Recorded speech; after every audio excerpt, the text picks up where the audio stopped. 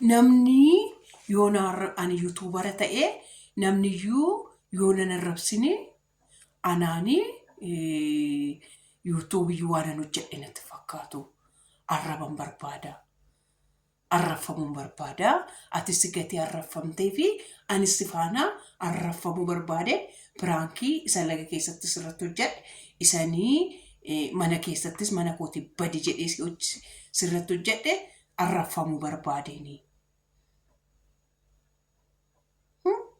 Ina deemsisaa ol faana jechi kun. Namni arraba barbaade viidiyoo sin hojjetaa ijoo. Guddinatti bahe. Namni nan arrabsinaan nan bu'a. Nan arrabsinaan nan bu'a. Anaan nan arrabsinaa. Anaan jaartii caccabduu nanaan jettan malee nan bu'a. Namni arraba barbaade waan beekamtee argachuu barbaadafis in arrafama jechuudha. Arrabnis gaarkaa beekamtii namaa kenna jechuudha.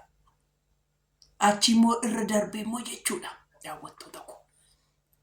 Irra darbee immoo maal gootii?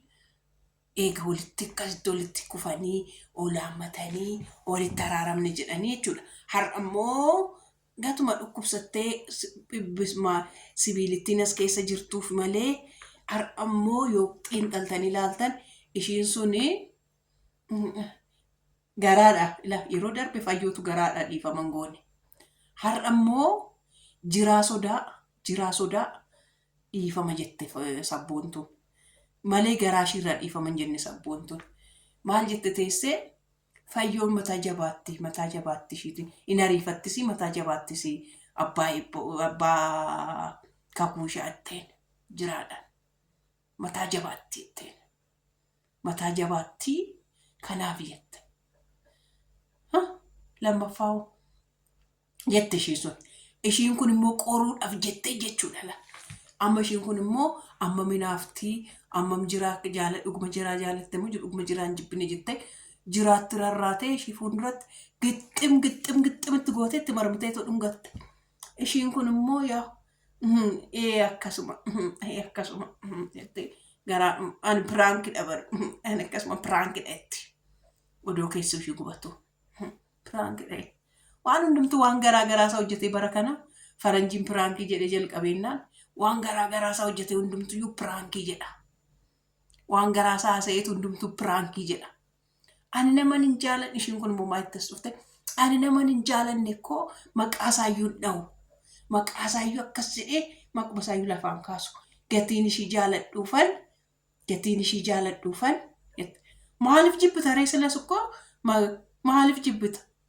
Maal si goote jibbita gatuma nuyyuu koo duree an jibbinu ishee jiraas jalaa fudhattee dhuguma jiraa fudhattee piraankii iddoo ta'uusaa amma akka sinitti miira akka gamanattis akka durii dhaabannee toon falminuu siniin jedheera. Gatii maaliif jibbita siraa? Guddinatti bahe. Maaliif jibbita? Maal si goote jibbita? Maal si goote jibbita silaas? Silas maal si goote jibbita? Odoo amma koo sabboontuu mana kee keessatti koo feemasii guddoodha. Akkamitti jibbita? Jibbuuyyuu hin dandeessu malee oduma nan jibbatteeyyuu waan si jaalachiisu baay'ee jira. Dirqama kee jaalatta. Nan jibba jettee nan jibbee ofirraa odoo jetteeyyuu dirqama kee si jaalachiisu jira. Mana kee keessatti feemasiidha barra. Sabboon mana kee keessatti feemasiidha. Kanaaf jechuudha hin jibbitu. Hin jibbitu ishee hin jibbitu. Na arrabsaa jetteetti arrabsaa fayyoon arraba barbaadee viidiyoo ani arraba barbaadeen hojjedhee ana folloksanii ana arrabsan jedheen jetti. Ani karaa gama kiyyaan arrabsinaa ijoollee dhugaan nama arrabsinaa. Nama arrabsuun cubbuudha. Nama arrabsinaa. Inni arrabsinaa sin. Cubbuudha. Inni kana keessaa bahu cubbuudha. Isa kanatti galatu cubbuu miti malee. Nama arrabsinaa sin. Ittiin bu'inaa. Tolee. Siniin jedheeraan. Walitti deebina jedha. Nagaan bulaa. Bakka nagaa bulaa. Akkumatti ciniinnattee jabaattee teessee akkasitti haasofsiifte. Isarrayyuu immoo darbee waan hin taajjabe tokko. Maaliif harka kee irratti pilaastiriidha? Maal waan isaa pilaastirii isaa osirrumatti mul'ata? Harki kee kun maal ta'ee jiraan maaliif jechuu ni dadhabe? Moo ganaa paartituu qaba? Ishiinis gaafa walitti araaramuudhaaf akkasitti walitti jigan gaafa jettee akkasirraa qabattu ittiin akkas daammachuudha. Maal taatee harka kee jechuun maa dadhabdan? Moo akka dhukkubsattee hin dhageenye? Maaliif gaafachuu diddan? Maal taatee? Maaliif si dhukkubee jettanii maaf gaafachuu diddan? Araaramuun keessan gaariidha. Bakka walitti sin araarse. Bakka walitti sin araarse. Ani alaara namaa jibbu seexanadha. Alaaramuu keessan hin jibbine. Garuu maaliif keetu si dhukkubee? Maal taatee araaramuudhaan durayyuu jechuudha. Jiraanuyyuu olitti araarsuudhaan dura maaliifi maal taatee yaa fayyuu yaa sabboo akka duriyoo quruphistuu akka duriyoo hin kolfituu harka kee kun maal ta'eet akkas nu dhossitaa maayidha jettee moo xiiltee hin ilaalle? Tokkoffaan intalli gurraa gugurraachofteetti akka dhukkubsataa jirtu maal taatee jettee hin gaafattu? Moo biidoon ganaa gannuu dhiifama? Moo ani ariifate moo akkuma koo ariifattanii hin ilaallisin? Mucoon koo dhukkubsatteetti barra. Sababni itti dhukkubsattes sababa bassoota afaan jira. Achi immoo irra deebi'ee immoo jechuudha.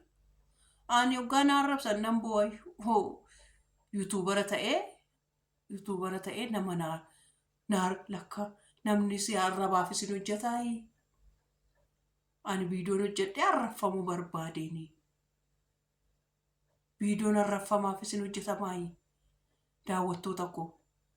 Ani gaafa isin arrabsitaniyyuu biidoo arrabaa gaafa nanni asuulee baasee koomantii baasee jedhu na jalaa badanii ciraayyuu warri barreessaniyyuu fakkeenyaaf hayyuun koo muca ani barreeffamni ani ittiin gaddine barreeffamni ani ittiin aarre yoo na arrabsitees yoo maalittees ayyaannish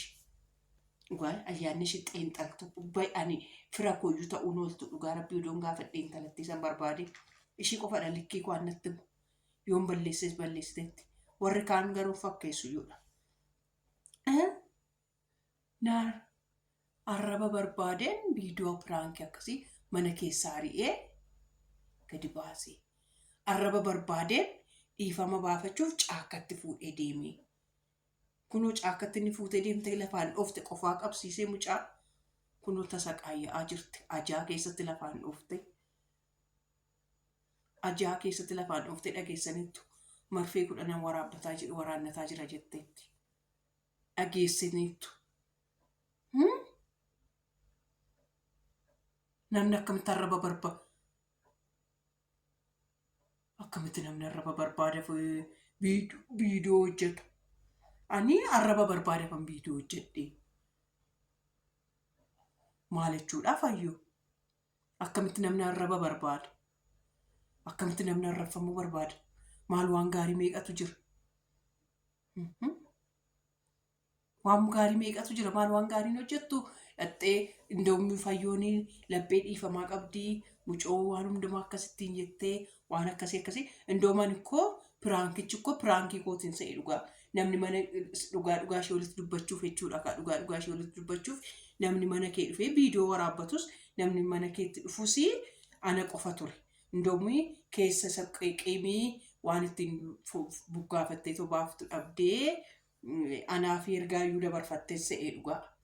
Anaaf ergaa dabarfattee sa'ee malee wannoyyuu seenanii maallarraa waraabdatatti jettuu indooma anaaf ergaa dabarfachuu barbaaddeeti sa'e. Har'ammoo maalitti seetan? Har'ammoo maalitti seetan? Gatiin namani gatiin ishii jaaladhuuf malee jetti shaarbii kanatu lo'aa baru liqeechi. Ani ko shaarbii ani dhiira akkuma dhiiraatti natti fakkaata dhugaa. Waay akkasitti uffatame maali natti tolu dide bara akkasitti wayyee. Shaarbii kana wannoon naa bite eenyuun naa bite seetan? Koomentaatarii koo tokkodha. Shawuun naa bite. Qamisii bareedaa tokko qaba gaafa tokko uffadheen isinitti agarsiisa. Shawuun naa bite. Shawuu koon naa bite shawuyyee ko. Innaa koomentaatarii kootidha. Shawayyee caalaa jedhamti koomentaatarii kootu naa bite. Koomentaatarii yuutuubii kootu naa bite. Innaa siniin jedha maal jechuudha?